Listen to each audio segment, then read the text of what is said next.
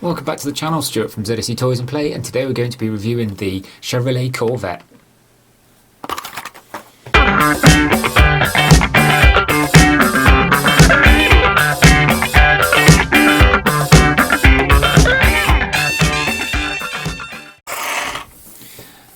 Okay, so here we have an awesome vehicle. I think this was released from the 2021 releases. So here let's just have a look at what we have here.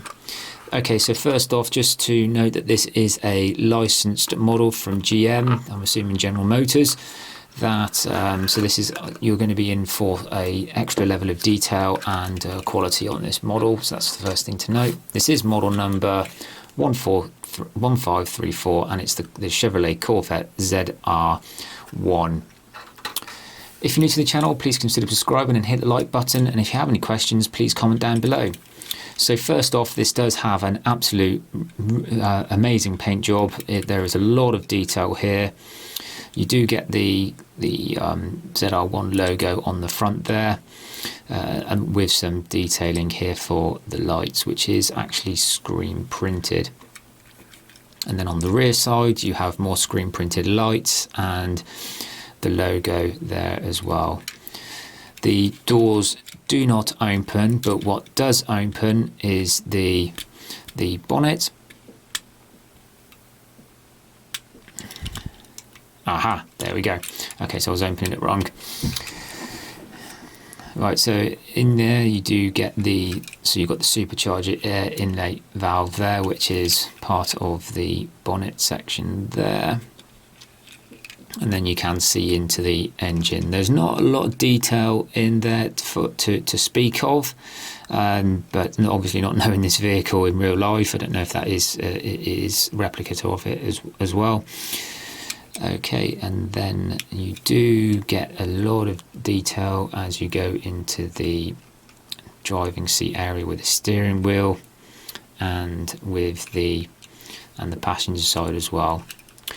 You do get this spoiler, which is plastic. The engine section is plastic, but the top is not plastic. It is just die-cast. It is die-cast metal, but it does have this.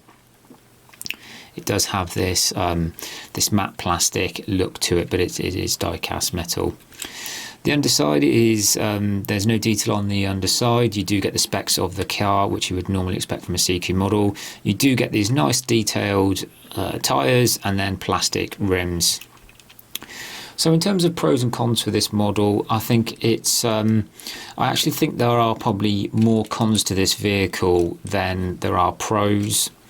So in terms of the pros, you do get this additional bit of playability here with the opening bonnet, so people can imagine looking in there and servicing the vehicle. I would say a lot of the pros, the cons on this model is more to do with as a licensed model, you normally would get opening doors. I think sacrificing in that for an opening bonnet was not really the right thing to do. One of the other cons I think on this vehicle, especially as it is a licensed model, is that the lights on the front and the rear are part of the screen printing. I think they could have done a lot better job of making these lights more, at least plastic.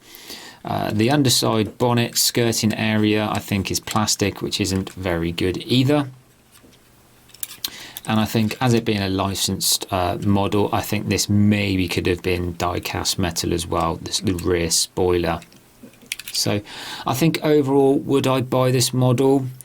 I think what you would do looking online, you would probably think this is a really cool model to have, but in terms of playability, it's possibly not one that I would have in my collection, just because you can't open the doors, but you can open the bonnet, and I'm not really sure if that is something that I think is a good trade-off on this model. You do get these air intakes which look pretty cool on the front, but overall I think for a licensed model it's not really one that I would consider having in my collection. Okay, so any questions, please comment down below and I'll be happy to help.